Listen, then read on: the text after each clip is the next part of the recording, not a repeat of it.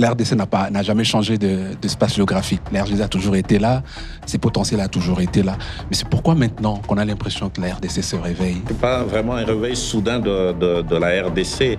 Ce qu'il faut comprendre ici, c'est que le secteur minier africain a connu un certain dynamisme depuis les 2 dernières décennies.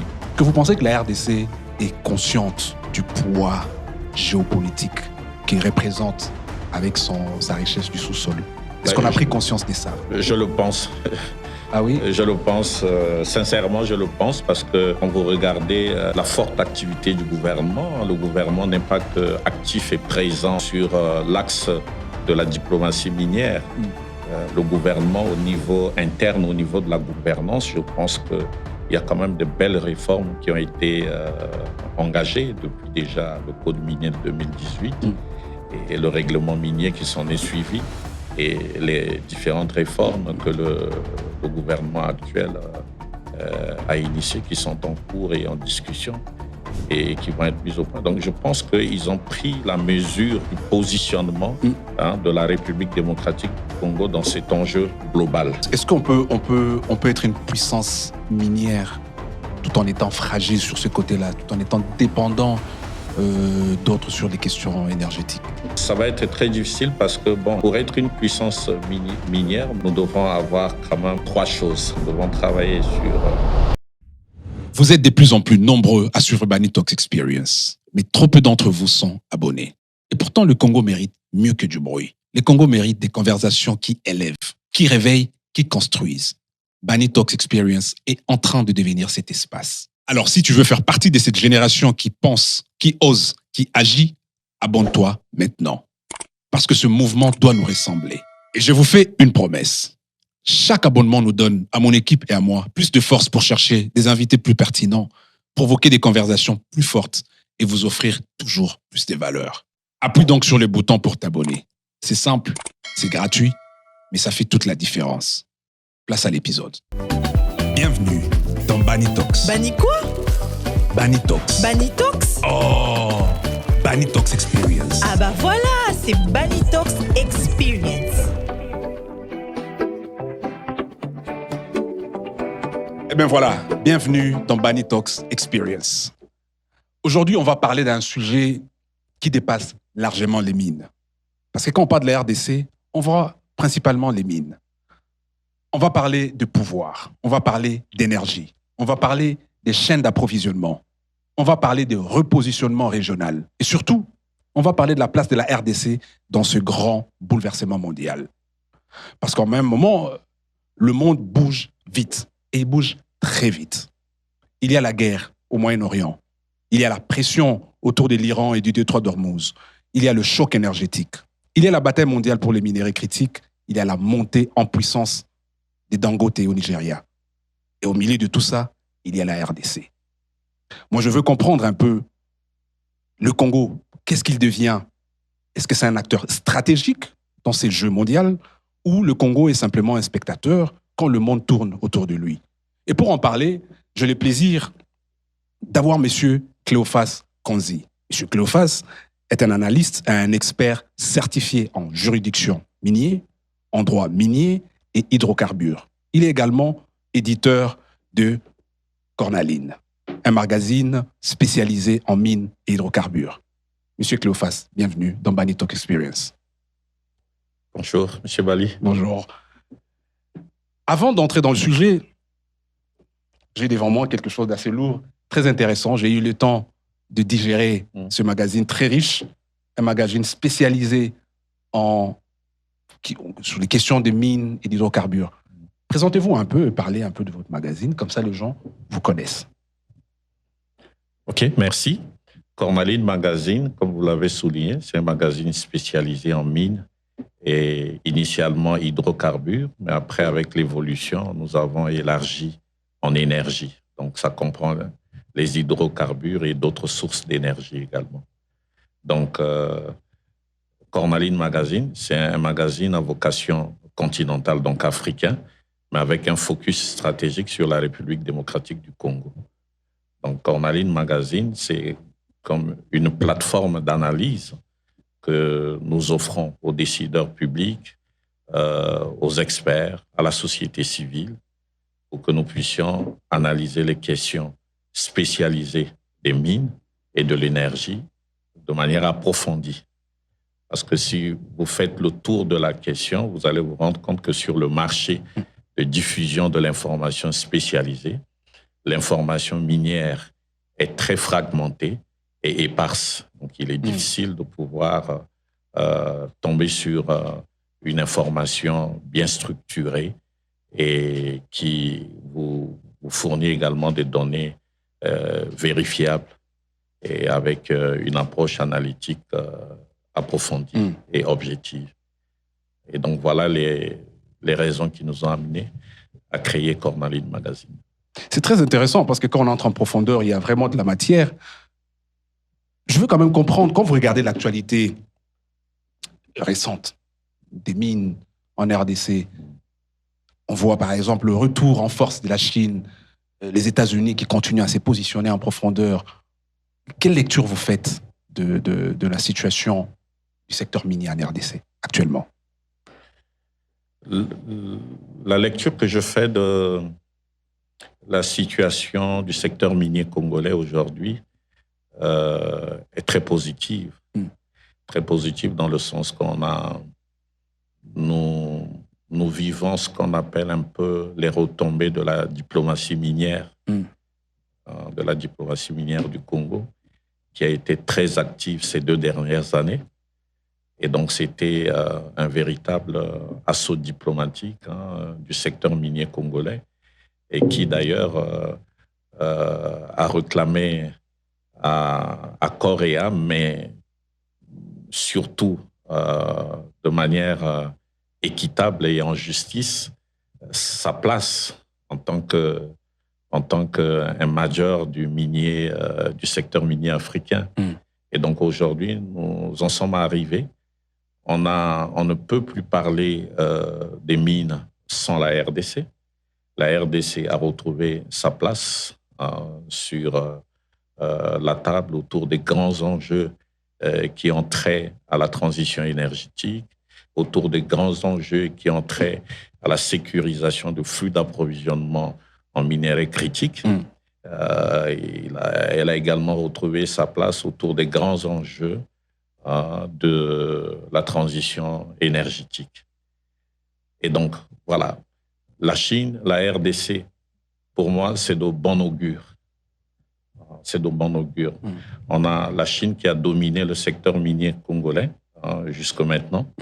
Et donc, la Chine est le principal partenaire minier de la République démocratique du Congo. On peut estimer à peu près, en termes de proportion, à près de 80% la présence chinoise dans le secteur minier congolais.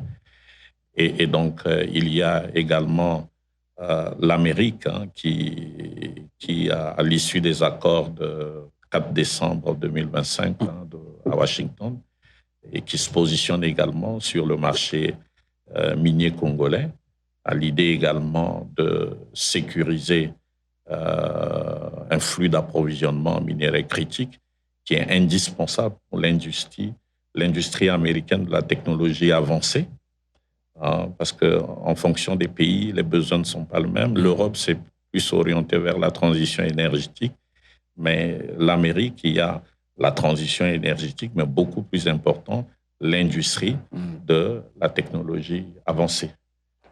Mais quand on voit d'un côté les États-Unis, de l'autre côté on voit la Chine, est-ce qu'on n'a pas l'impression que c'est une bataille de puissants? C'est vrai, c'est une bataille de puissance si on le regarde sous l'angle géopolitique. Vous savez que les ressources naturelles ont toujours fait l'objet d'intérêts géopolitiques. Les ressources naturelles ont toujours été l'objet de la géopolitique. Exactement. OK. Donc aujourd'hui, la Chine fournissait hier l'Amérique. Et donc l'Amérique, dans ses projections en tant que puissance, veut également avoir un circuit d'approvisionnement que lui-même sécurise. C'est une question d'ordre assez stratégique pour l'Amérique que d'être dépendant de son principal concurrent commercial, qui est la Chine. Et donc, la réaction américaine a commencé avec l'administration Biden, avec le projet Corridor Lobito, Oui. Qui, entre autres, de manière sous-jacente, il y avait la question de sécurisation d'une quantité de production des minéraux critiques qui devrait emprunter ce circuit-là du corridor Lobito pour se diriger vers l'Occident, donc principalement l'Europe et l'Amérique. Et voilà, quoi, avec l'administration Trump, voilà, avec l'évolution des différents accords signés le 4 décembre dernier, l'Amérique a exprimé clairement ses intérêts de vouloir sécuriser un accès préférentiel aux minéraux critiques en RDC et garantir de manière sécurisée un flux d'approvisionnement à ces minéraux-là pour le développement et maintenir la croissance également de son industrie technologique avancée. Donc, voilà, oui, bataille des puissances, oui. La RDC, aujourd'hui, dans cette bataille, se retrouve comme également une puissance minière sur le continent. Et donc, tout cela nous amène à penser que la RDC est revenue dans le jeu et que la RDC a également son mot à dire aujourd'hui dans cette bataille de puissance qui se joue autour de ces ressources minérales. Avant même de parler de ces deals, il faudrait déjà qu'on comprenne le rôle de la RDC. Comment est-ce que la RDC se retrouve au centre de cette course vers les minéraux stratégiques? Comment vous le placez, la RDC? C'est son potentiel minier. Son potentiel minier le place là. Donc, il n'y a pas autre explication à cela. C'est le potentiel minier de la République démocratique du Congo qui le place là, au cœur de cette bataille géopolitique des puissances en termes de sécurisation de leur chaîne d'approvisionnement. Et donc, vous êtes sans ignorer que la RDC détient une des réserves les plus importantes en matière de cobalt, donc qui est estimée à peu près à 30% des réserves mondiales. Alors, donc, à ce titre, la RDC est un géant minier qui se positionne là au cœur des enjeux stratégiques de l'heure en matière de minéraux critiques. Et donc, pour vous donner un petit exemple, vous avez vu il y a 1 an, quand les cours du cobalt a chuté sur le marché, l'ARECOMS, qui est l'autorité de régulation du cobalt et autres, a pris des mesures de suspension de l'exportation du cobalt sur le marché international.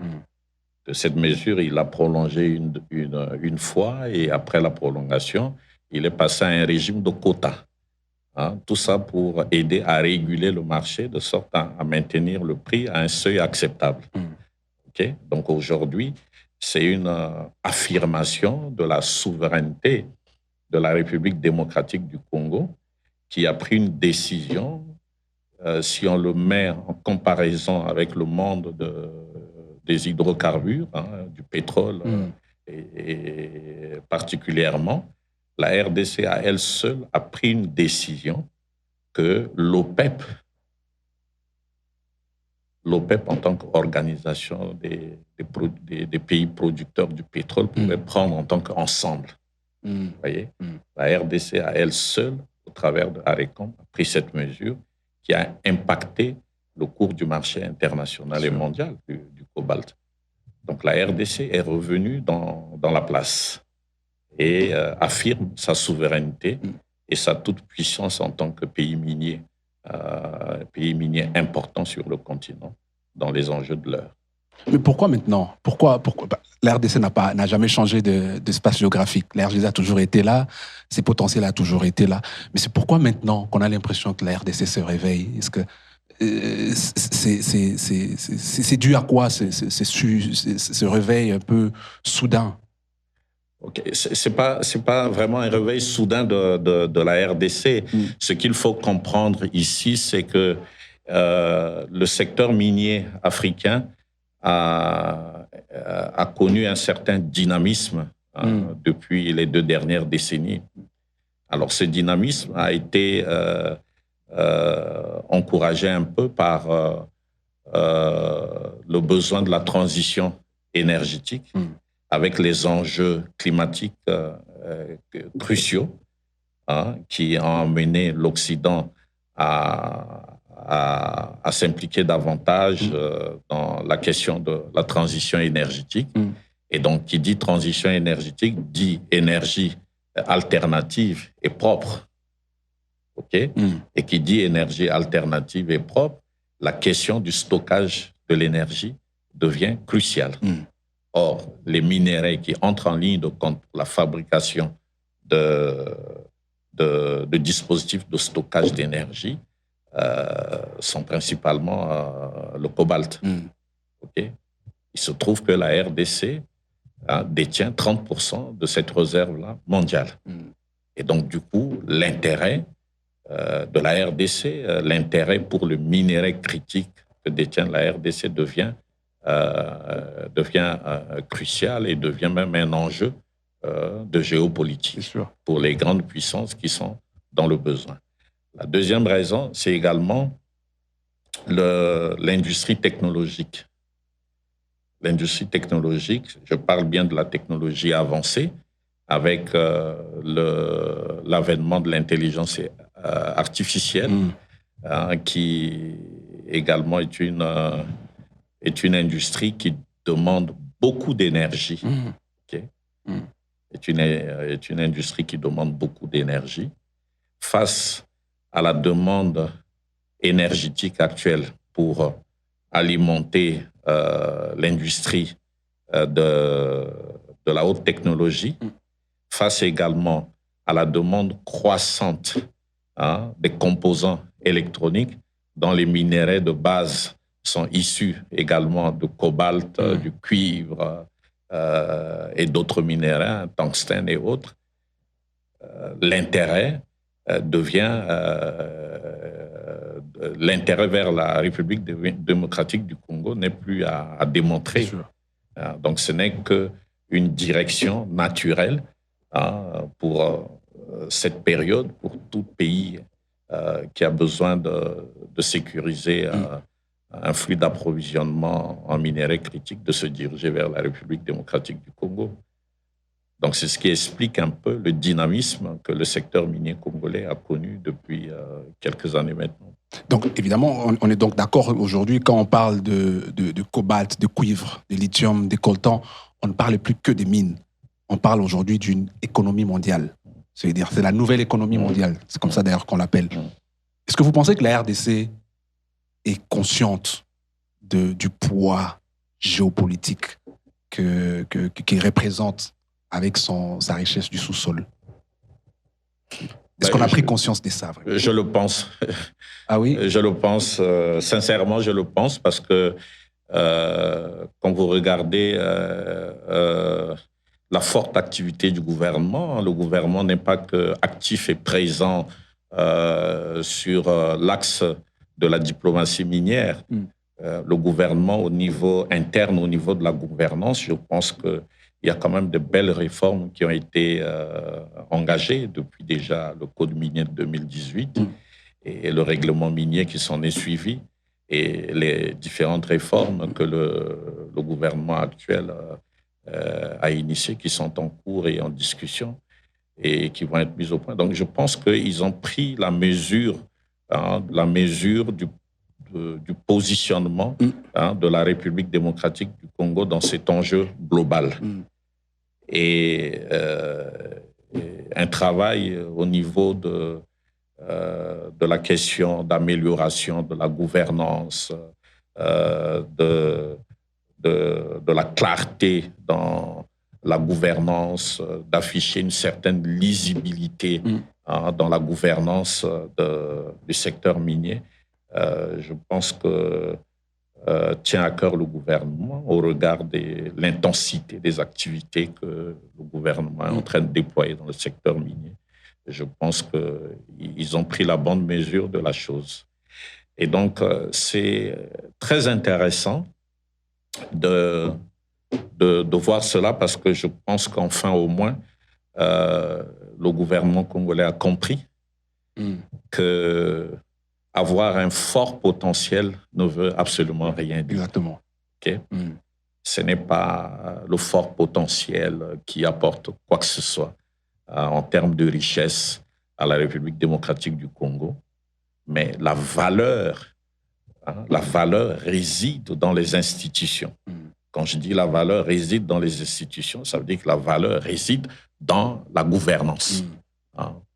La politique publique en matière sectorielle, la lisibilité, l'attractivité des investisseurs, la transparence, la valeur réside à ce niveau. Donc c'est dans les institutions que nos dirigeants devront prendre bien conscience des atouts de la République démocratique du Congo en tant que pays minier important sur le continent et valoriser ces atouts au travers de la gouvernance. C'est à ce niveau que tout se joue. Okay. Mais aujourd'hui, on sait que les puissances nous regardent pas forcément comme un pays riche ou ne regardent pas nos minéraux simplement comme des minéraux de la RDC, mais ils regardent nos minéraux avec un œil de ce que ce minerai représente pour leurs industries. Mais est-ce que vous allez expliquer que la RDC a pris conscience de son positionnement? Est-ce que cela peut se traduire dans les négociations? Est-ce qu'aujourd'hui, on peut dire qu'on arrive à mieux négocier nos contrats miniers, nos deals? Et si on les fait mieux, est-ce que ça veut dire que c'est par rapport à cette prise de conscience ou on ne pèse pas encore assez lourd dans les négociations avec les puissances qui sont intéressées par nos minéraux? Bon, c'est très les critères qui définissent le poids d'un pays dans les négociations économiques, puisqu'après tout, ça reste une négociation économique. Exactement. Relève de la qualité de la gouvernance également. Alors, la qualité de la gouvernance, il faut aussi reconnaître de manière objective que le Congo a quand même réalisé des avancées en termes de la gouvernance de son secteur minier. Okay? C'est ce qu'il faut noter. Le Code minier de 2018 et les règlements miniers qui sont suivis le démontrent assez. Il faut également tenir compte de la volonté politique des dirigeants congolais depuis le sommet de l'État, donc le président de la République, dès son premier mandat, qui criait haut et fort d'un partenariat gagnant-gagnant. Oui. Okay? Et donc cette vision et cette impulsion d'aller vers un partenariat gagnant-gagnant. Un partenariat gagnant-gagnant ne veut pas dire 50%, mais c'est un partenariat dans lequel la République démocratique du Congo retrouve ses comptes. OK? Que la République démocratique du Congo retrouve ses comptes.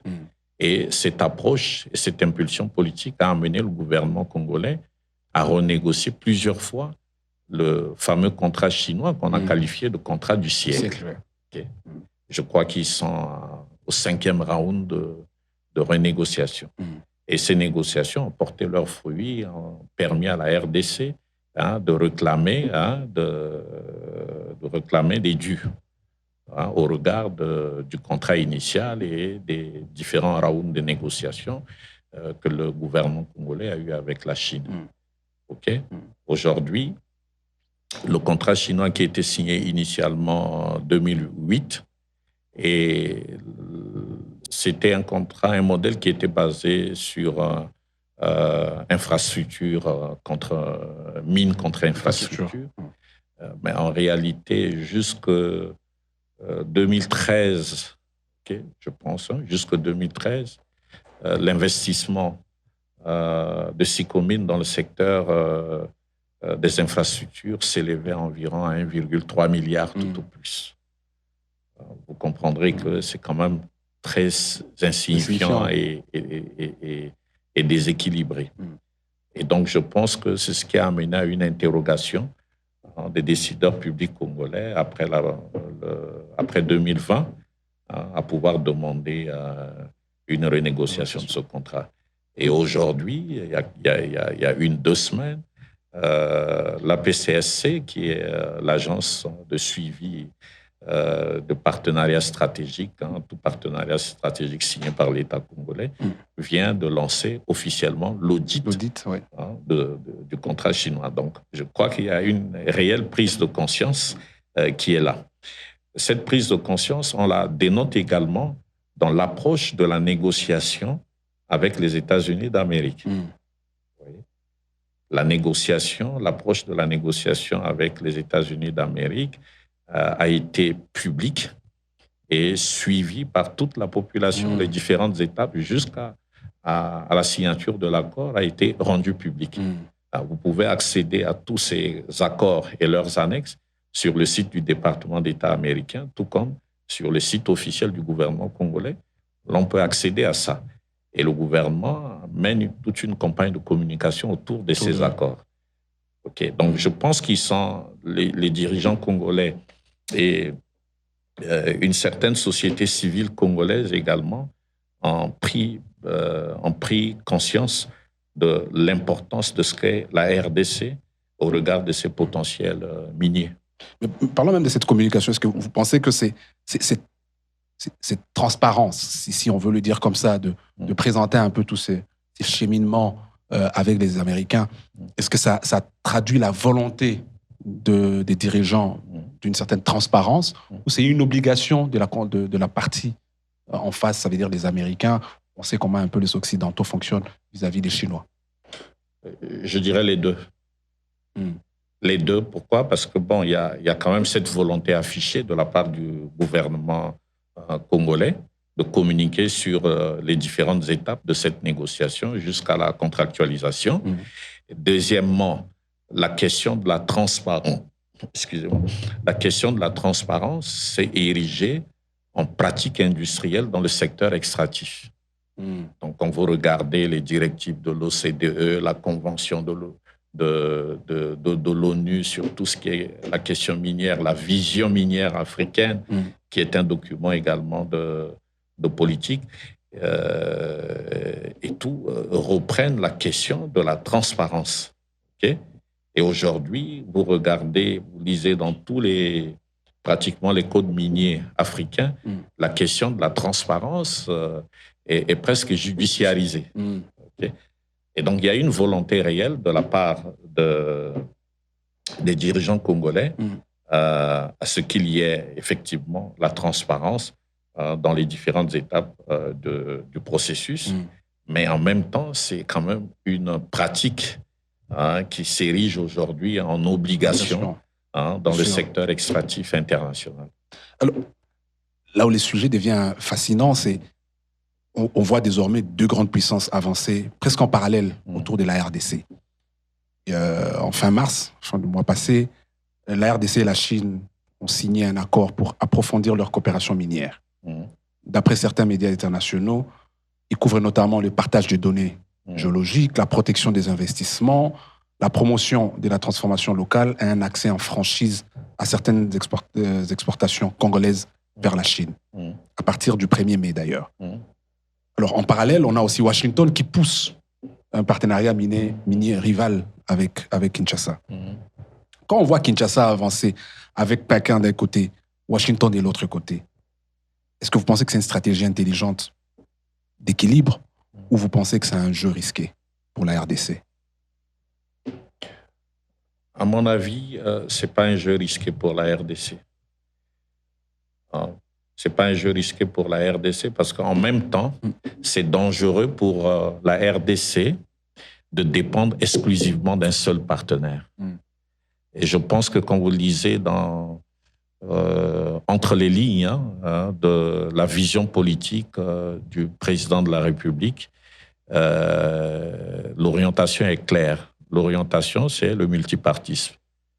Donc, il est ouvert à tous ceux qui sont intéressés à commercer avec la République démocratique du Congo.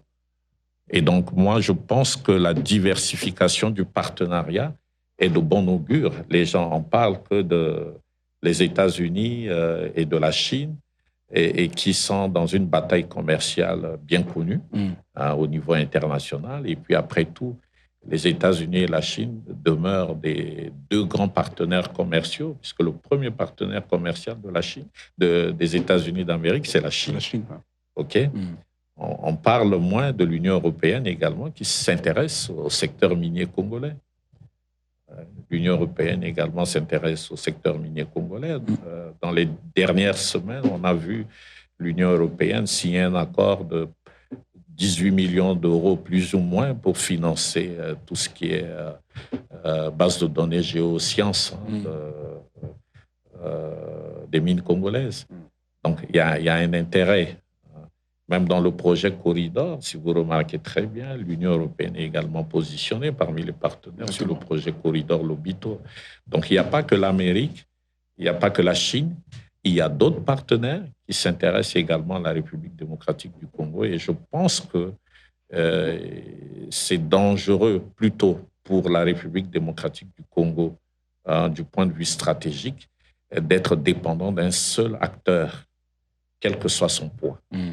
Donc, il est important pour la République démocratique du Congo de pouvoir diversifier son partenariat. Et donc, pour moi,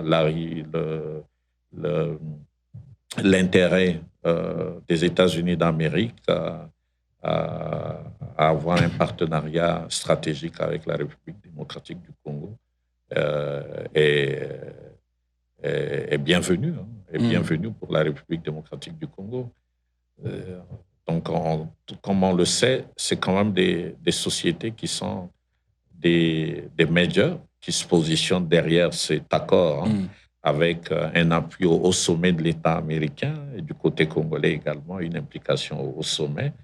Et ces sociétés ont des us et des coutumes et des pratiques dans le secteur extractif qui, pour la plupart aujourd'hui, se sont imposées en normes industrielles internationales. Donc, je pense que leur venue va un peu bousculer l'environnement au niveau des opérateurs qui sont déjà actifs au Congo en termes de respect des us et des pratiques dans le secteur extractif. Est-ce que vous pensez que les États-Unis a connu quand même un train de retard pour entrer un peu en jeu? Parce qu'on regarde un peu la Chine et l'espace que la Chine a pris, est-ce qu'on n'a pas l'impression que les États-Unis a connu un petit retard quand même pour entrer en jeu? Ouais, on peut l'apprécier sous cet angle-là. On peut l'apprécier sous cet angle, mais je pense quand même qu'il y a un élément déclencheur de l'intérêt américain. Et tout, si on a bonne mémoire, vous voyez, à moins d'1 an du départ de l'administration Biden, il y a eu un malentendu ou bien un malentendu diplomatique entre la Chine et l'administration Biden. Biden ou Trump? Biden. Ah oui, autour de Taïwan. OK, et donc c'est allé jusque du point de vue diplomatique à quand même une escalade, au point que la Chine a déployé des bateaux, la Chine a fait des exercices militaires et tout, et ça a mené la Chine à prendre une mesure de rétorsion en suspendant la fourniture des minéraux critiques aux États-Unis d'Amérique. Et conséquence ou réaction américaine, le projet du corridor Lobito. En réaction à cette suspension de fourniture des minéraux stratégiques à l'autre, le projet du corridor Lobito. Et donc, du coup, la question a alerté les stratèges américains au plus haut point. Maintenant, ils pensent que la Chine reste quand même un concurrent de taille, et s'ils sont totalement dépendants de la Chine en termes de flux d'approvisionnement en minéraux critiques, ça met en danger leur industrie technologique. Et donc, du coup, il fallait ouvrir des nouveaux partenariats pour sécuriser des chaînes d'approvisionnement en minerais critiques pour leur industrie. Donc, je pense qu'il y a cet élément, ce n'est pas le facteur unique, mais je pense que c'est un des facteurs déclencheurs de cet intérêt américain subite. Je le pense sincèrement. Aujourd'hui aussi, quand on regarde l'actualité mondiale, il y a cette guerre au Moyen-Orient, en Iran. Et on sait le positionnement stratégique qu'a l'Iran, qui aussi regarde un peu les détroits d'Ormuz. Nous, en RDC, quelle lecture on devrait faire de cette situation au Moyen-Orient? Est-ce qu'on est dans une position de faiblesse par rapport aux retombées ou aux conséquences de cette guerre, ou on est encore un peu loin? Ce n'est pas le moment pour nous de s'intéresser à ce qui se passe en Iran et au Moyen-Orient. Je pense qu'on devrait garder une veille, on devrait garder une veille stratégique sur ce qui se passe dans le Moyen-Orient.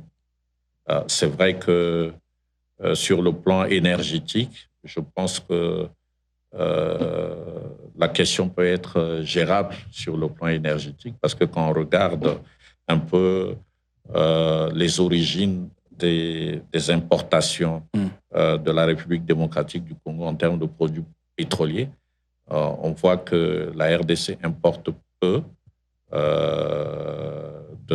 du Moyen-Orient. Okay. Donc, la quotité, selon l'Observatoire économique, la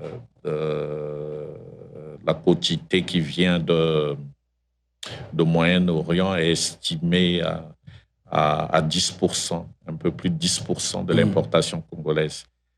Donc, le gros de l'importation de la RDC provient de l'Afrique du Sud, à peu près 47%. Vous avez après le Kenya 13%, la Belgique 8%, et voilà, à peu près.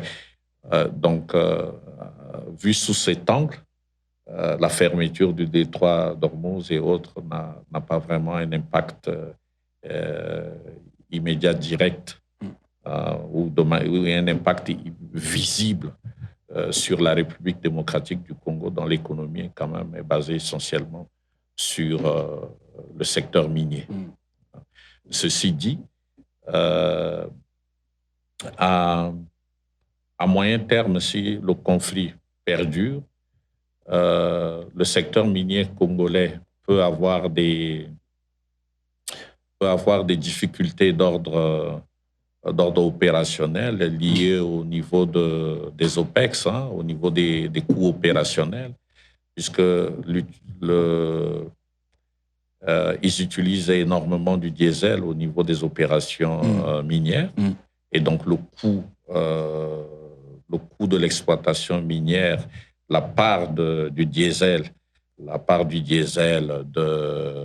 des intrants pétrochimiques autres que le diesel, c'est-à-dire les produits chimiques, les explosifs qui entrent également dans les opérations minières et autres, représentent à peu près un peu plus de 30% du coût de production ou du coût d'exploitation d'une mine. Et donc, c'est quand même un coût important. Et donc, s'il arrivait qu'il y ait pénurie en termes d'approvisionnement des produits pétroliers et des produits pétrochimiques qui entrent dans l'exploitation ou les opérations minières, bien évidemment, ça va stresser un peu le système. Exactement. Ça va stresser le système en termes de coûts et en termes de coûts d'exploitation, ce qui peut également affecter le coût, les dépenses d'investissement pour la plupart des grands opérateurs miniers qui travaillent avec des machines de leasing. Les dépenses d'investissement du départ deviennent des dépenses opérationnelles.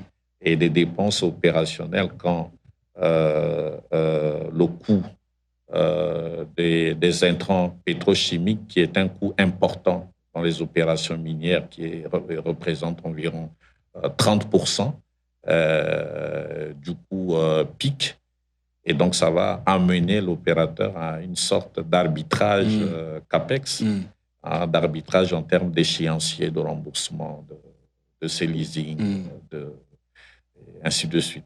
Donc, voilà. C'est pourquoi il est important pour le gouvernement de garder une veille stratégique sur tout ce qui se passe de manière globale. Mais quand on parle des chocs énergétiques, on fait allusion à quoi alors? Quand on parle de choc énergétique, on fait allusion principalement aux produits pétroliers comme l'essence, le gasoil, le gaz. Le gaz. Et puis tout ce tout autre produit d'ordre chimique comme acide sulfurique, excusez-moi pour ne pas dire des bêtises, tout ce qui est d'autres produits chimiques dans la gamme des acides et autres également peuvent manquer. Ce sont des produits qui entrent également en ligne de compte dans les opérations minières. On les utilise comme étant des intrants. Pour faire un explosif, on a besoin des produits dérivés de l'industrie de pétrochimie pour faire des explosifs qu'on utilise dans les mines. Tout ça, ça a un coût. Pour exploser, par exemple, une tonne de roche de mine, le coût de l'explosif dans l'opération revient à peu près en moyenne plus ou moins $1 par tonne. Ah oui. Donc, tout ça est calculé. Vous voyez. Tout ça est calculé. Donc, en gros, c'est ça. Mais si on parle de choc énergétique en Afrique, la crainte peut-être se situe au niveau de certains produits spécifiques comme le jet pour l'aviation. Parce que sinon, pour les produits basiques comme le diesel, l'essence et autres, on assiste quand même, grâce à ce choc énergétique et les impacts de la guerre au Moyen-Orient, on assiste à un retournement en termes de flux d'approvisionnement. Et donc, ça a amené les deux régions d'Afrique à se retourner vers leur raffinerie. Donc, on est dans une sorte de multipolarisation du flux d'approvisionnement.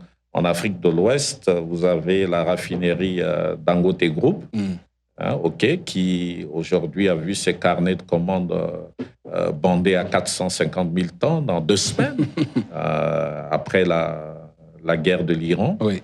Et en Afrique centrale, on a Coraf, dont on parle très peu d'ailleurs, la raffinerie pétrolière de Pointe-Noire, qui est détenue à 100% par l'État congolais de Brazzaville. 100%. Oui, absolument. Et qui a une capacité de production pratiquement 2 fois plus élevée que la raffinerie Dangote. Mais on en parle très peu. Okay? C'est quand même aberrant. C'est une mastodonte. Et donc, la raffinerie Coraf à Pointe-Noire se positionne comme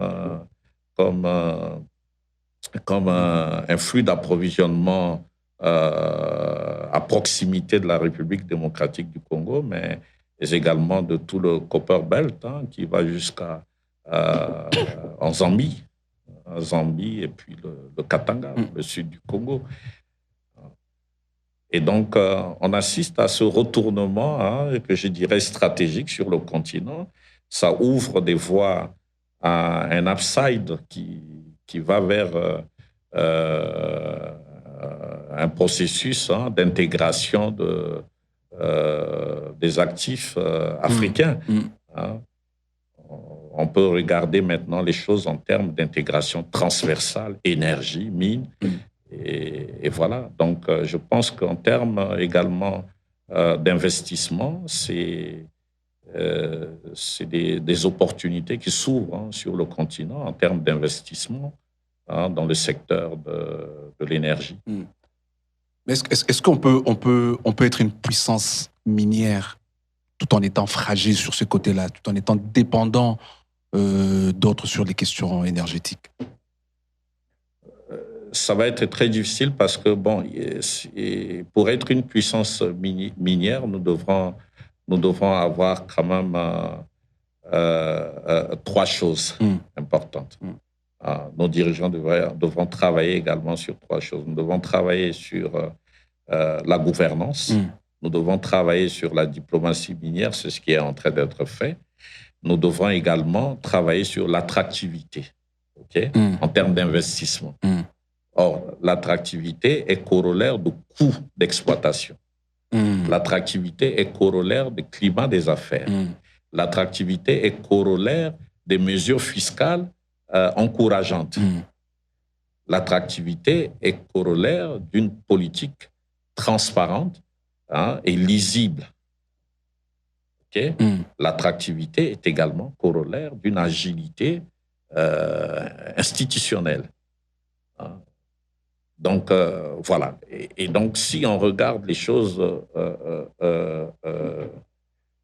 sous ces temps, la RDC devrait vraiment s'investir également dans cet aspect. Et donc, si nous prenons actuellement les données actuelles, le niveau de desserte en électricité, qui est un secteur également énergétique, au niveau national, je crois que c'est estimé autour de 18% aujourd'hui au niveau national. La couverture dans les zones minières est estimée à peu près à la même chose, autour de 17 à 20%. Et tout ce qui est très, très faible, alors que la vision minière du Congo, telle que nous le lisons au travers de la politique minière actuelle, tend vers la construction et le développement d'une chaîne de valeur minière nationale. Or, mettre en place une chaîne de valeur minière nationale demande beaucoup d'énergie. Il se trouve qu'aujourd'hui, à l'heure actuelle, la demande déjà en énergie pour la production des minéraux est largement déficitaire. Nous cherchons par tous les moyens, au travers des politiques nationales en matière de l'énergie et autres, à résoudre tant soit peu ce déficit pour pouvoir permettre aux opérateurs miniers de tourner à plein régime.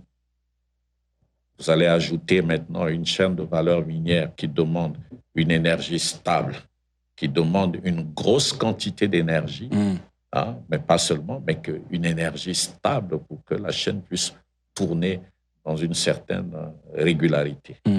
Et donc, ça crée un besoin énorme en termes d'énergie.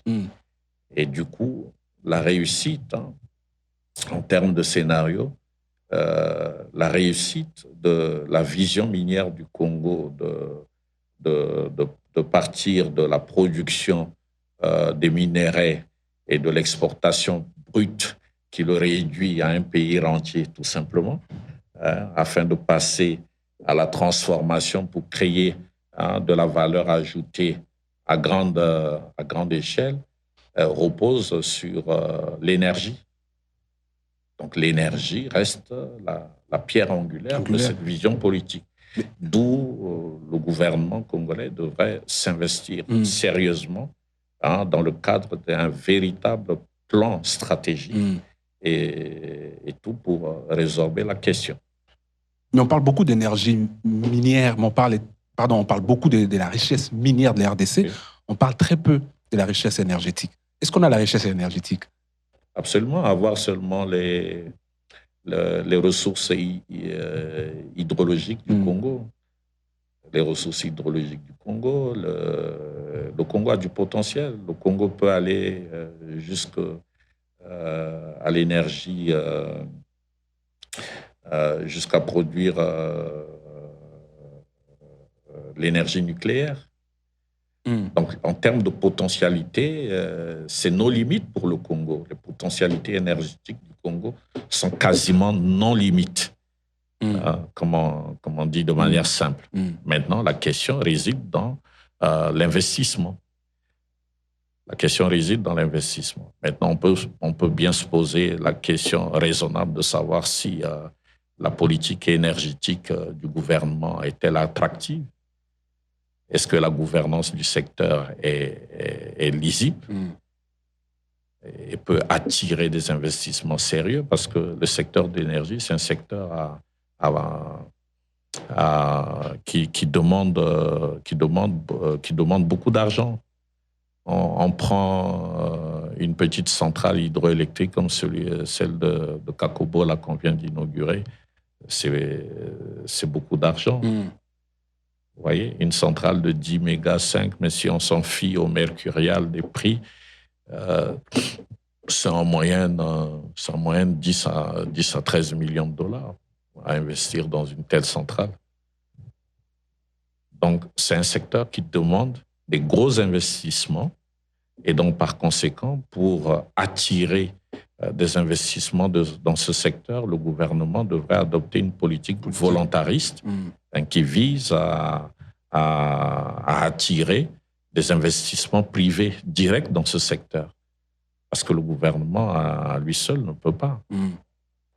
Donc, clairement, on a l'impression qu'on est trop figé sur les mines, enfin minérées, oui. Mais on oublie ce qui tourne autour des mines. On oublie ce qui tourne autour de lui, ce qui permet l'exploitation minière. Et sans énergie, il n'y a pas d'exploitation minière. D'ailleurs, ça m'amène même au sujet des intrants, parce que on parle aussi des intrants miniers. On en parle très peu. Beaucoup de gens même ne comprennent même pas qu'est-ce que c'est que les intrants miniers. Juste, aide-nous juste à faire comprendre aux gens, c'est quoi intrants miniers? Les intrants pétrochimiques dans le secteur minier sont les explosifs, le gasoil, que utilisent les engins,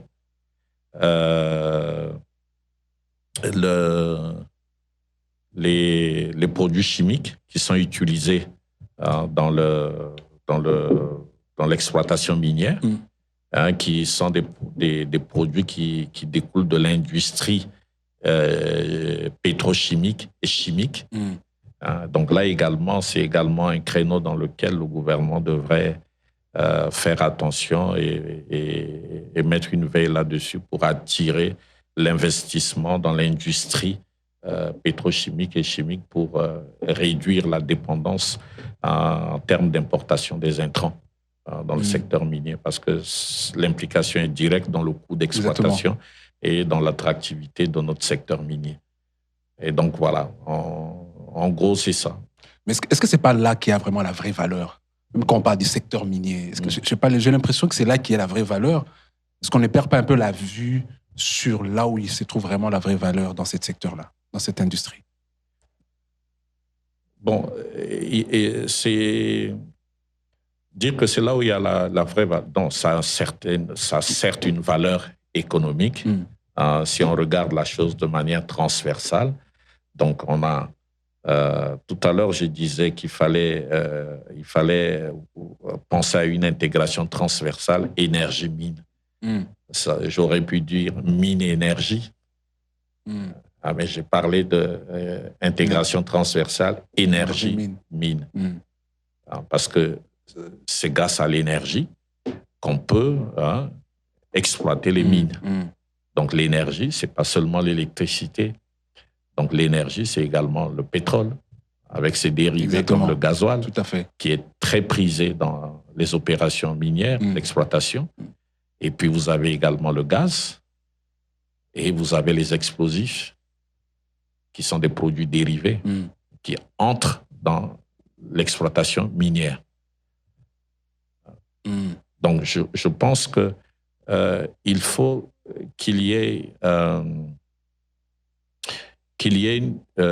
une intégration entre la politique énergétique qui est pilotée, je crois, par deux ministres, le ministre des Ressources hydrauliques et électricité et la ministre des Hydrocarbures. Je pense qu'il faut trouver une passerelle pour que ces trois portefeuilles ministériels se mettent ensemble pour penser en termes d'intégration globale. En ce moment, puisque la réalisation des objectifs sont tributaires de ce que l'autre fait dans son secteur.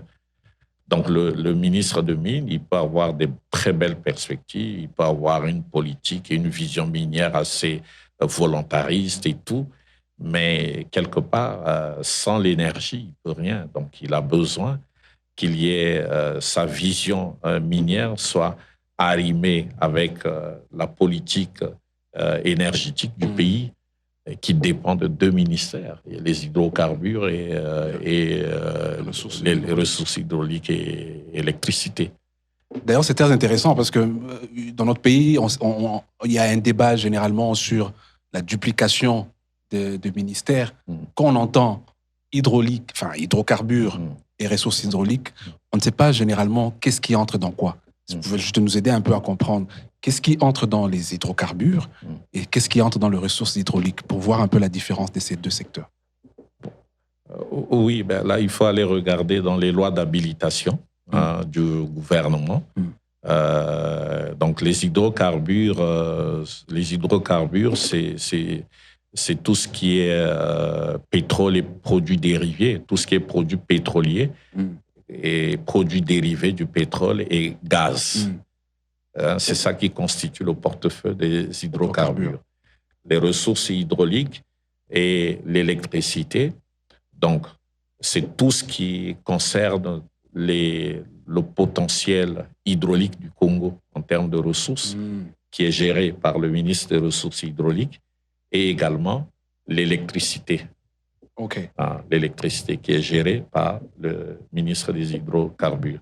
Donc, on parle de l'électricité, elle peut provenir d'une centrale thermique. En ce moment, c'est un gros moteur diesel qu'il produit. Il peut provenir d'une centrale hydroélectrique. En ce moment, c'est une ressource en eau, une ressource hydraulique, une rivière ou fleuve, pour le cas de Inga, qu'il produit. Et ça peut provenir également du solaire, de ressources photovoltaïques, qui sont des panneaux qui captent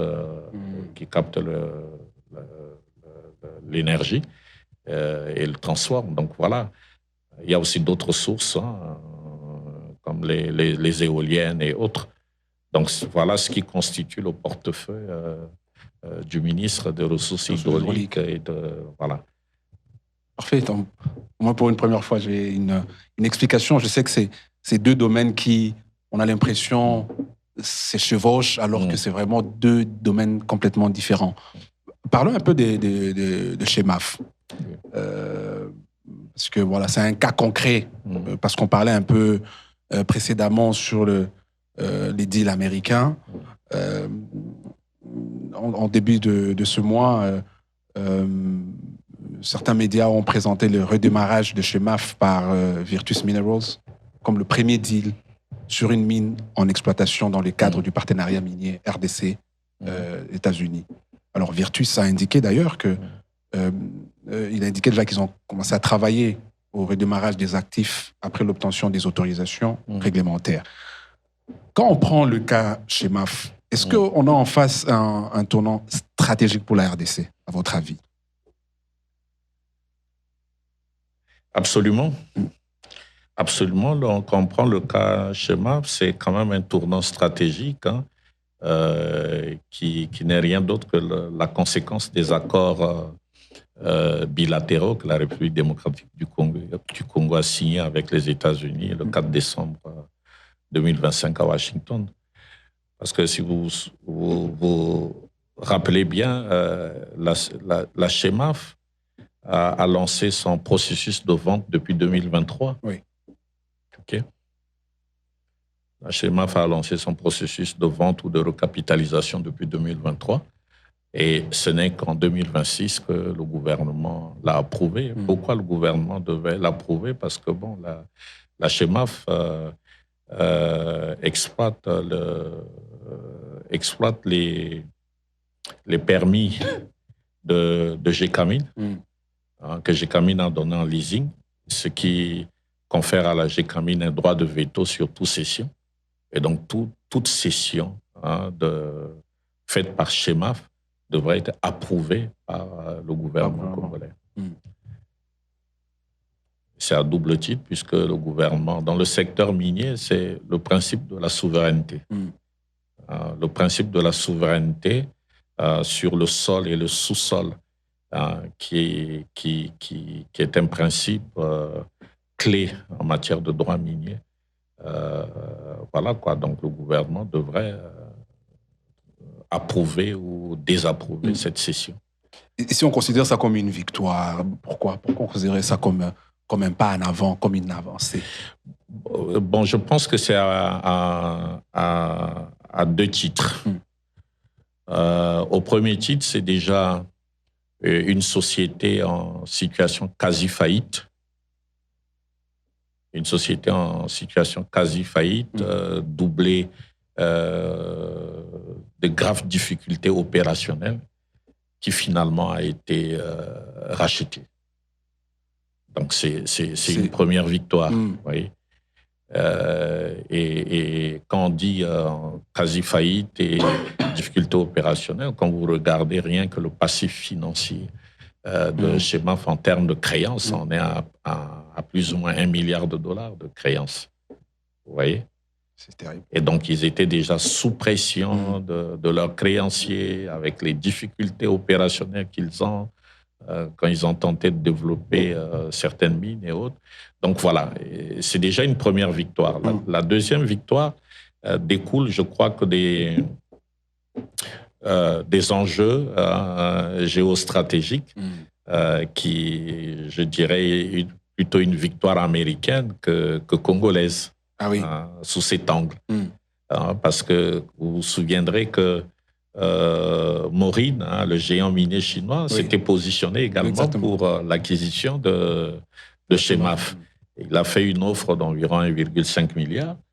Après, il y a eu une ouverture, un appel d'offres international. Il y a d'autres concurrents aussi qui ont formulé des offres, toujours autour de 1,4 milliard, ou un peu plus d'un milliard par là. Et donc voilà, ce qui est intéressant dans l'offre de Virtus, c'est que il reprend tout le passif financier de Chemaf, qui s'élève à plus de 900 millions de dollars. Il fait l'acquisition à hauteur de 30 millions. Il prévoit un investissement à hauteur de 700 millions de dollars pour mettre la capacité de production à niveau et bondir en termes de production, parce que là, on est en train de parler ils sont en train dans leur projection, prévoir une production de 75 000 tonnes l'an. Ah oui. Oui, 75 000 tonnes l'an, donc c'est pas rien. C'est énorme. Donc voilà, je pense que ce sont quelques éléments qui expliquent peut-être ce que vous appelez victoire. Bien sûr. Ou je dirais un bon deal minier. Oui. Mais c'est quoi, quand on parle d'un bon deal minier, à quoi ressemble un bon deal minier? Comment est-ce qu'on pourra, peut-être avec le temps, ou à l'échéance, comment est-ce qu'on pourra définir que ça a été un bon deal minier? Je vais tenter de donner mon avis. Oui, bien sûr. Je pense qu'un bon deal minier, c'est un deal qui est équilibré, où l'investissement est protégé, où la partie nationale également retrouve ses comptes dans ce deal.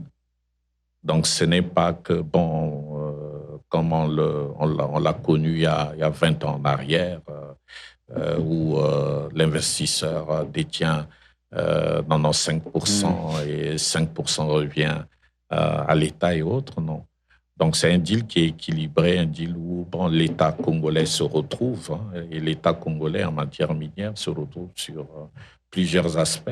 Il y a l'aspect fiscal et parafiscal sur lesquels le gouvernement se retrouve. Il prélève des taxes et des redevances.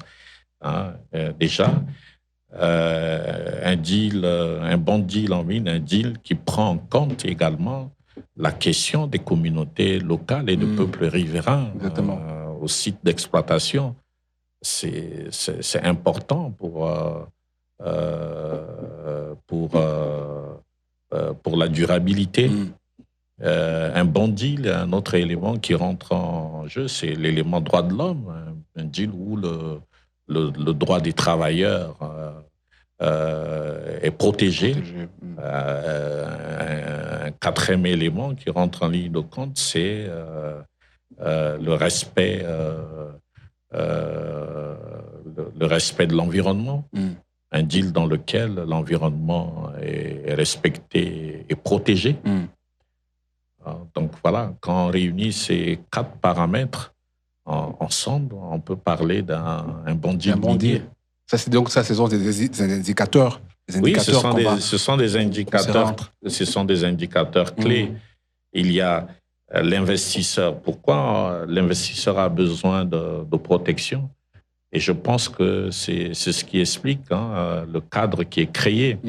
L'accord bilatéral entre la RDC et les États-Unis d'Amérique, c'est un contrat d'État. C'est sûr. C'est un contrat d'État qui fixe le cadre et qui sécurise en même temps les investissements américains dans le secteur minier congolais. Donc, il y a cet aspect-là de sécurité qui est un aspect important puisqu'on parle de beaucoup d'argent. Vous voyez rien que chez MAF, là, on parle là de près de 2 milliards de dollars. Exactement. Vous voyez, si on tient compte de passifs financiers que Virtus a hérité, plus l'acquisition et l'investissement, là, on est en train de parler de 2 milliards de dollars, plus ou moins. Et sur l'entour de combien de parts ici, la RDC et les États-Unis? Ici, sur le truc, initialement, la RDC ne détenait que 5% chez MAF. La RDC ne détenait que 5% dans chez MAF. Le propriétaire pratiquement majoritaire et exclusif de chez MAF, c'est la famille indienne. La famille indienne, je ne sais pas très bien prononcer le nom, c'est la famille indienne là, qui produit qui sont dans la cosmétique. Je peux regarder. Attends, ouais, la famille Shiraz-Virgi. Ouais, la famille Shiraz-Virgi, c'est eux qui sont les propriétaires de chez MAF après les 95%. depuis 2000, en 94,68%. C'est énorme. Et donc, l'État congolais ne détient que 5%. Alors, pour ceux qui ne connaissent pas la famille Shiraz, en fait, la famille Shiraz est la propriétaire de Shalina Group. Ah, Shalina. Ouais, Shalina Group. Dans la production de produits l'industrie pharmaceutique et cosmétique. Oui, tout à fait. Donc, voilà, c'est eux qui détiennent 94,68%. Et donc, c'est ce dont on parlait tout à l'heure, la question de est-ce que le Congo se retrouve dans tous ces contrats. Mais ça, ce contrat a été signé en 2000. OK? Et quand vous remontez les années, vous allez voir qu'en termes de contrats, le gouvernement congolais a atteint son pic en 2012. Le pic des contrats miniers signés en RDC. Ça, c'est en termes 2012. De nombre ou en termes de valeur monétaire? Non, simplement en termes de nombre. Le nombre de contrats. En termes de valeur. Mais l'année où le Congo a signé plus de contrats miniers, c'est l'année 2012. Qu'est-ce qui s'est passé cette année? Pourquoi cette année en particulier? Cette année en particulier, je ne sais pas, l'objet de l'attractivité. Mais voilà. Donc, quand vous regardez dans les données de la cellule technique du ministère de Mines qui gère les bases de données minières, vous allez voir que, à part 2012, le Congo n'a atteint un tel pic. Après, en 2022, il y a eu également beaucoup de contrats miniers qui ont été signés en 2022. Mais ça peut s'expliquer à l'idée que la question de la transition énergétique a été déjà abordée dans la première décennie de 2000. Et donc, ceux qui avaient déjà une vision stratégique commençaient déjà à se positionner sur ces questions. Ça s'explique également avec le contrat chinois signé en 2008, avec la création de Sicomine et toute la vague des opérateurs miniers chinois qui ont pénétré le secteur minier congolais en 2012. Je crois que on est à combien? On était à combien en 2012? On était à combien de contrats comme ça? En 2012, il devait être autour de 45 contrats à peu près, sauf erreur de ma part. Ah oui? Ouais, 45 contrats. Ça, c'est tous les contrats confondus? Oui, tous les contrats confondus. OK. MOU, contrat de cession, amodiation, tous les contrats confondus. Donc maintenant, là, on est moins que ça? Oui, maintenant, on est quand même à moins que ça. Surtout 2022, on s'est rapproché de 2012, ce qui s'explique avec la forte demande des minéraux critiques. OK, c'est normal. 2012, on a piqué, on s'est rapproché un peu de 2022, on s'est rapproché un peu de 2012. Et puis après, là, je crois que ça a baissé depuis là. Est-ce qu'on n'est pas en train de voir un pic aussi encore là, avec tous ces traités, ces contrats qui sont en train d'être signés? Oui, avec l'arrivée progressive des Américains, des investisseurs américains, je crois que la priorité qu'on leur donne, évidemment. Je crois que le voie s'ouvre encore à des signatures des nouveaux contrats. Et cette fois peut-être un peu balancé. Pour Chemaf, on est à combien déjà de part avec les Américains? Pour Chemaf, on n'a pas encore. J'ai cherché sur le site du ministère. Okay. Je n'ai pas trouvé le contrat de cession qui a lieu entre Chemaf et Virtus. Je n'ai pas trouvé le contrat. Je l'ai cherché avant de venir à votre émission, mais je ne l'ai pas trouvé. Donc, il faut qu'on ait accès à ce contrat-là pour lire exactement qu'est-ce qui a été repris là-dedans. Donc, on est encore un peu trop tôt pour en dire plus. Mais comment savoir si une opération comme Chemaf va vraiment améliorer le positionnement ou la position du pays? Non pas seulement pour les Américains, mais peut-être pour d'autres investisseurs. Est-ce que c'est un signal fort et sur lequel on peut capitaliser? C'est déjà un signal fort parce qu'on parle ici en termes de standards. Quand une société américaine vient et fait une telle acquisition en République démocratique du Congo, au regard du standard international, on peut comprendre que la RDC est devenue attractive. Sinon, depuis plusieurs décennies, on a plutôt vu un désintéressement, puisque ce que les gens oublient, Tengue Fungurume initialement était américain, qui a été cédé aux Chinois. Donc, on voit un réintéressement à nouveau vers le secteur minier congolais, ce qui est de bon augure et suppose également pour les autres investisseurs que désormais, il y a une certaine lisibilité au-delà de l'attractivité au travers de la gouvernance du secteur minier congolais pour qu'une société américaine soutenue au plus haut niveau de l'État américain puisse venir faire une telle acquisition en République démocratique du Congo. Donc, c'est plutôt un signal vert qui est envoyé aux autres investisseurs, à mon avis. Est-ce que aussi on peut dire qu'on est en train d'assister à un repositionnement aussi stratégique dans la composition régionale, dans notre position régionale? Absolument. Et comment vous le placez? Parce que je sais qu'il y a d'autres pays africains aussi qui ont aussi certaines richesses aussi du sous-sol pas négligeable. Et on sent la RDC qui revient un peu dans cet échiquier-là. Comment vous faites la lecture sur ce repositionnement stratégique régional? La lecture sur ce repositionnement est quoi? Ça s'explique d'abord premièrement par le potentiel minier de la République démocratique du Congo. Certes, il y a la Zambie qui détient du cobalt. Okay. Il y a d'autres pays dans le monde aussi qui produisent du cobalt. Okay. La question se situe au niveau de la potentialité en termes de volume, en termes de teneur et de qualité. Donc, il n'y a pas que la qualité, il y a la quantité, il y a la qualité également. Donc, en plus de la quantité, la qualité, il y a également les coûts OPEX, c'est-à-dire les coûts opérationnels. Donc, il y a tout ça. Il y a tout ça qui rentre en ligne de compte pour attirer un investisseur dans un secteur. Et la RDC coche un peu toutes ces cases par rapport aux autres producteurs de la région. Sinon, autrement, ils ne viendraient pas. S'ils peuvent le trouver à moins cher en Zambie, pourquoi ils viendraient en République démocratique du Congo?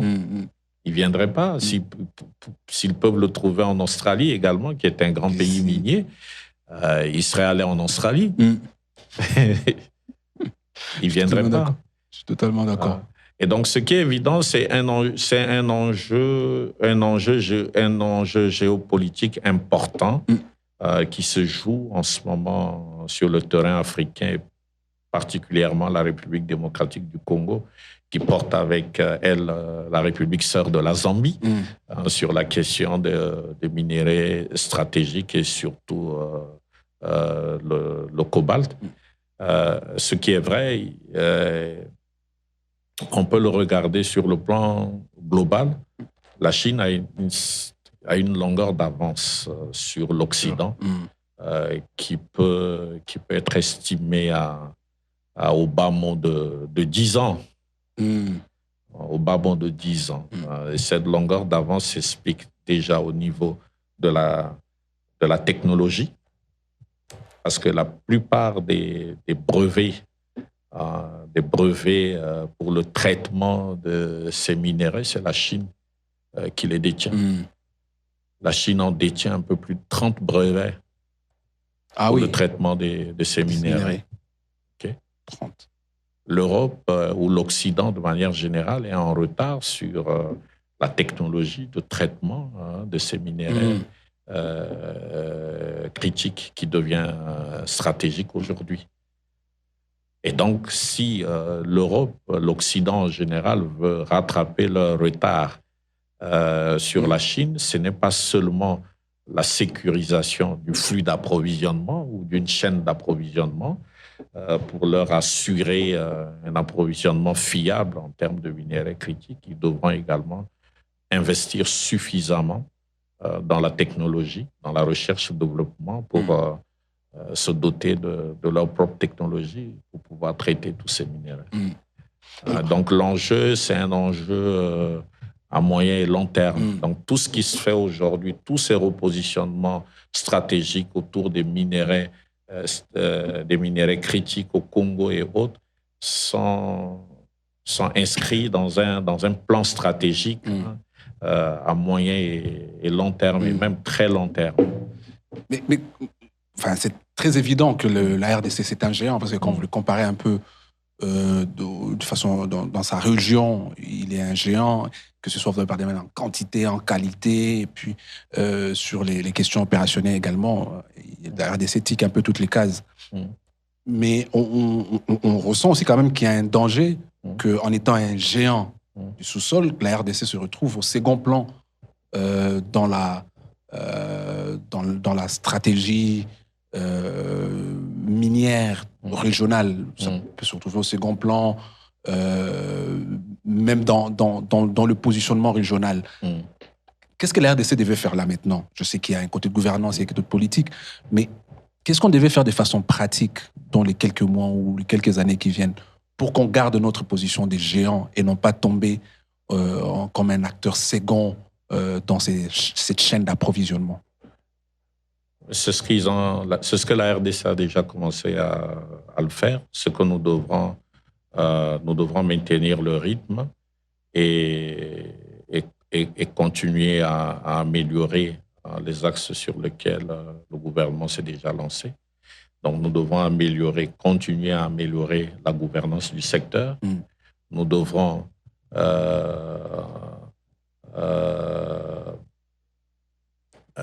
continuer également à travailler sur la question de l'attractivité du secteur minier congolais. Au niveau interne, le gouvernement devrait s'employer également à améliorer le climat des affaires. Vous savez, le climat des affaires, c'est plusieurs indicateurs qui rentrent en ligne de compte pour un climat des affaires. Donc, le gouvernement devait travailler sur tous ces indicateurs qui visent à améliorer le climat des affaires. le gouvernement devrait faire également, à mon avis, non seulement un cheval de bataille, mais faire du secteur énergétique une priorité, parce que c'est également un élément, un facteur clé pour la vision minière du gouvernement qui tend vers la transformation locale et la création d'une vraie chaîne de valeur minière nationale. Donc, c'est là tout le problème. Le Congo est relégué au second plan parce que le Congo n'a pas une chaîne de valeur minière nationale de construite et tout qui puisse répondre à cette demande-là de transformation. Et donc, du coup, les opérateurs se positionnent dans les pays un peu limitrophes qui ont quand même ce minimum d'infrastructures installées en termes de transport, en termes d'énergie, mais également en termes d'agilité institutionnelle et administrative. C'est également important en termes de stabilité politique et de sécurité. C'est ainsi que des investissements se sont positionnés en Ouganda, qui abrite des grosses raffineries d'or, alors que l'or produite par l'Ouganda vient du sous-sol congolais. Pour ne dire que ça, on peut aller plus loin pour voir le Rwanda, qui est cité parmi les 5 pays miniers africains modèles, en 5e place. Mais il est cité, pourquoi le Rwanda est cité? Tout simplement parce qu'il a mis en place un système de formalisation et de traçabilité des minéraux qui, pour la plupart, sont des minéraux du sang issus de l'Est du Congo, dans des zones de crise, dans des zones que le gouvernement congolais a déclarées comme étant zones rouges, et donc sont des minéraux de contrebande qui sont acheminés au Rwanda, et le Rwanda s'est positionné en une usine de blanchiment de minéraux de sang et de contrebande, et le formaliser, le certifier, le remettre dans le circuit formel pour l'exportation vers les marchés internationaux. Donc, c'est des aspects sur lesquels la République démocratique du Congo devrait continuer à travailler pour améliorer efficacement la gouvernance du secteur minier, améliorer également tout ce qui est secteur connexe au secteur minier, particulièrement le secteur de l'énergie. Travailler également à améliorer la fourniture de services administratifs et publics. Travailler à finalement construire cette chaîne de valeur nationale qui permettra au pays de cesser d'être un pays rentier et de tirer profit et avantage de son potentiel en faisant une transformation de 2e niveau, 3e niveau. Donc, ce qu'on appelle la transformation à grande valeur ajoutée. Si vous devez faire un pronostic d'où la RDC serait peut-être dans 10 ans, le Congo minier, si je l'appelle comme ça, où est-ce que vous le voyez dans 10 ans? Si on va un peu dans le chemin que vous venez de tracer, de façon hypothétique, si on le suit comme ça, où est-ce que vous voyez la RDC dans 10 ans? Si on maintient le cap, de toutes les réformes qui sont engagées, on maintient le cap de la lutte contre tout ce qui est corruption, mauvaises pratiques dans le secteur minier, on assainit le secteur, on a une politique claire et lisible de l'extérieur. C'est très important, lisible de l'extérieur. On a quand même une transparence accrue dans la gouvernance du secteur, pour qu'au niveau national, que l'opinion nationale puisse suivre également de manière transparente ce qui se passe dans le secteur et tout, et qu'on arrive finalement à construire même un embryon d'une chaîne de valeur minière nationale. D'ici 10 ans, le Congo va s'imposer en puissance minière africaine et va consolider son positionnement central.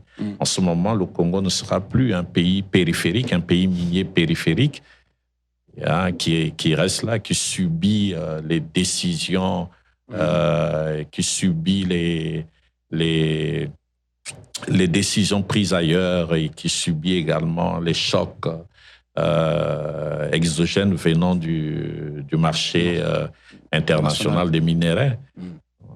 Le Congo aura un positionnement central, il aura également sa place en tant que puissance minière autour de la table, un peu comme le rôle que joue l'OPEP dans le secteur des hydrocarbures aujourd'hui.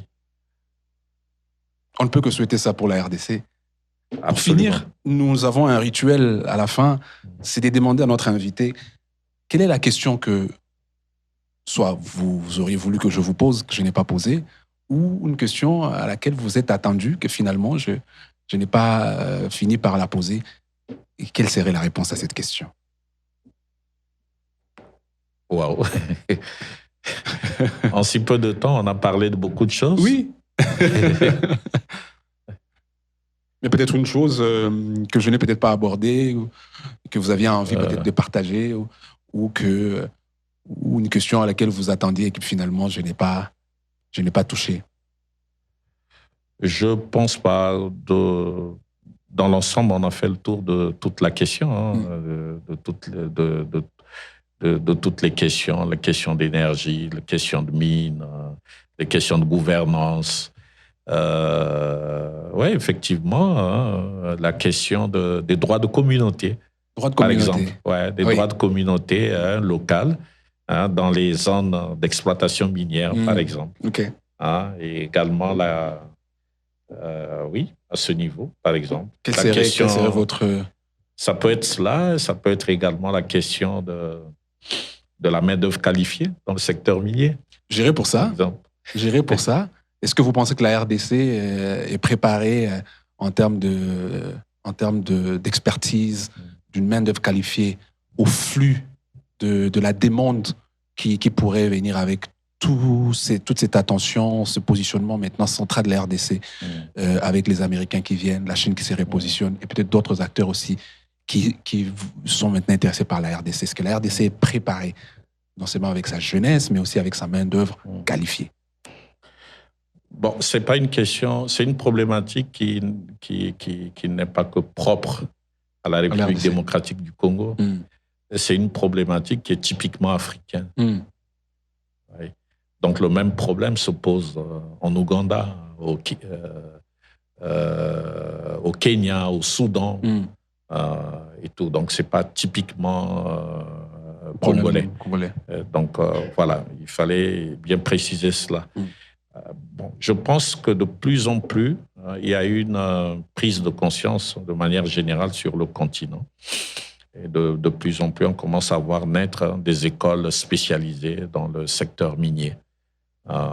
Pour le cas du Congo, il y a l'école de mine de Lualaba qui est ouverte. Il y a au niveau régional, l'EAC, il y a une école de mine pour la East Africa Community qui est basée en Ouganda. Il y a également le Maroc qui commence à dispenser des disciplines dans le secteur minier. Le Sénégal aussi. Donc voilà, de plus en plus, il y a des initiatives qui vont dans le sens de la formation de la jeunesse africaine à cette main-d'œuvre qualifiée, mais ça reste très, très limité. Ça reste très, très limité. Et c'est un problème.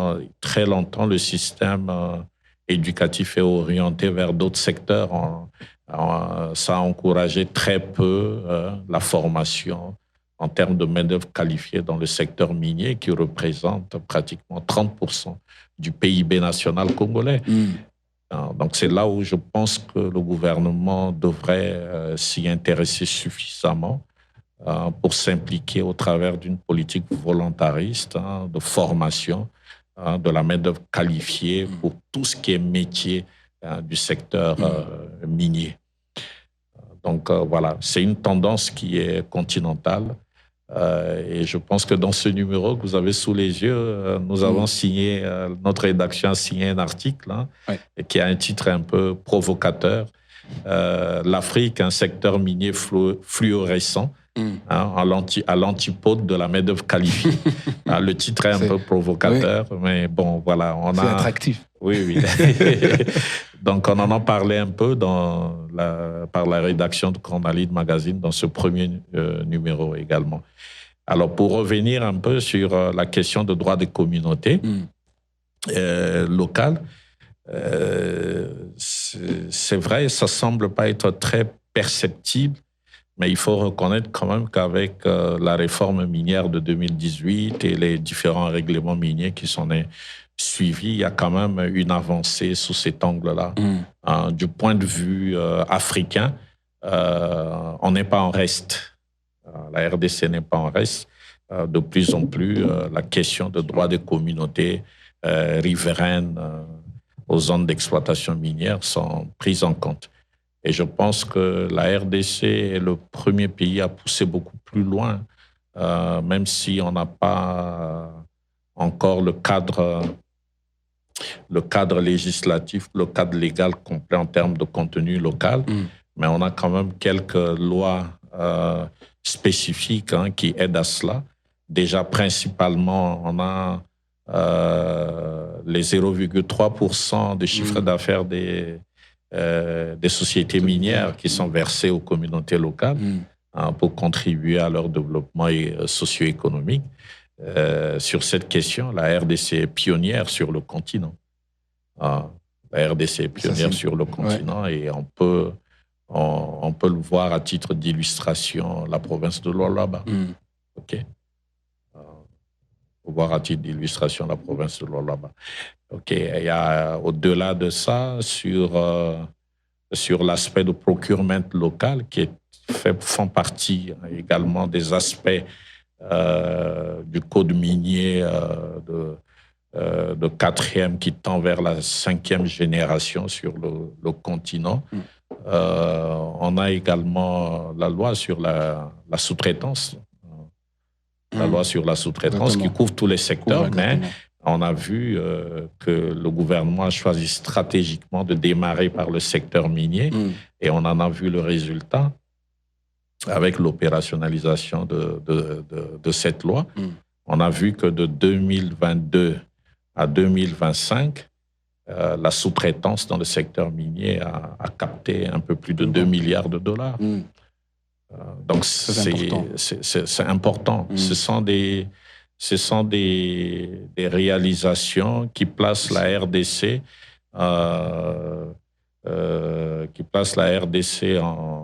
dans les top listes des pays miniers africains qui prennent des initiatives allant dans le sens de rétribuer à cette communauté locale qui, de par le droit coutumier africain, propriétaire de ces richesses. Donc voilà. C'est très intéressant. J'ai repris les deux. Bien sûr, on aurait pu laisser ça aux oubliettes, alors que c'est des points très très importants. Voilà. Il ne me reste qu'à vous dire merci infiniment, M. Cleophas. Ça a été un très bel échange.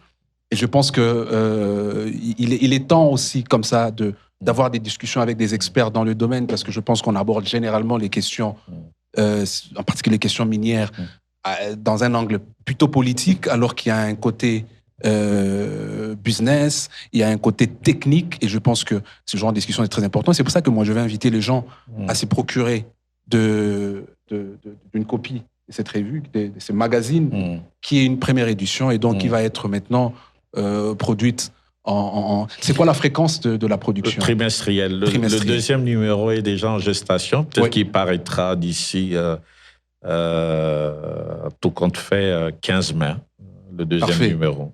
Et non, parce que le Très volume, intéressant aussi. le volume, c'est pas quelque chose d'hebdomadaire. Il faut prendre le temps. Et il faut aussi C'est souligner vrai. que il y a beaucoup d'experts qui font des tribunes ici. Absolument. Et donc c'est important. Et c'est des experts continentaux. Ça veut Oui, dire que c'est pas que des Congolais. Exactement. Et la rédaction n'est pas composée que des Congolais. Ouais. On a un réseau d'experts africains qui produit des articles dans ce magazine. Donc, ce sont des articles de haute facture. Donc, vous voyez bien le format de nos articles. Exactement. On est positionné entre un magazine, une revue spécialisée et une revue scientifique. Donc, quand vous lisez, il y a certains articles qui prennent toute l'allure d'un article scientifique. Donc, voilà un peu le positionnement. L'idée, c'est de toucher un peu les décideurs publics, de toucher les chercheurs qui sont intéressés au secteur minier africain, de toucher la société civile, la société civile spécialisée sur les questions du secteur minier. C'est important qu'on ait une société civile forte dans ce secteur-là. Elle aiderait beaucoup à limiter les abus et les violations de droits de l'homme dans ce secteur-là. Et la question environnementale également, surtout, qui est une question importante en termes de gestion durable de nos ressources. Donc, il est important d'avoir une société civile assez forte Tout à fait. qui opère dans ce secteur. Et donc, après, ça intéresse également les opérateurs miniers, non seulement congolais, mais les opérateurs miniers du continent et les investisseurs internationaux qui s'intéressent au secteur minier congolais et africain. Donc, voilà. Donc, tout le monde y retrouve son compte. Une vraie régale, ça, je peux vous l'assurer. J'ai eu le temps de le parcourir. Donc, Cornaline, magazine spécialisé en mine et énergie. Monsieur Cleophas, il ne reste qu'à vous dire merci infiniment. C'est moi qui vous remercie. Merci.